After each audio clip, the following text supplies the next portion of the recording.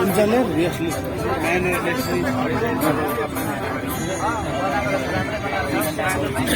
त्यो पटासु पनि राम्रो दिएन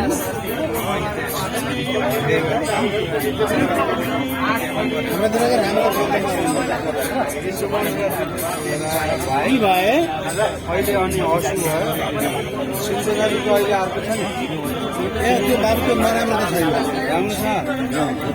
अनि त्यो राजेन्द्रको नाति हो त्यो शुभम पनि त्यस्तै थियो अहिले त्यो सुल्तान दियो शुभम त बाहिर बाहिर आएको थियो तर शुभमकी दिदी ठिक थियो भानु ढकालको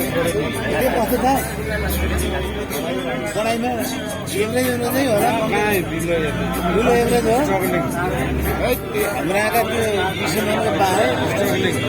अहिलेमा राम्रो भनेको त्यही चाहिँ A1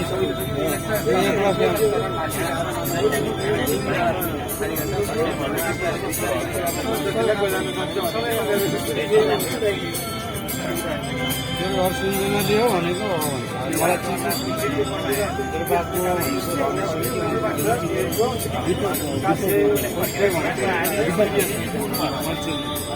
राजेन्द्र छोरा दीपक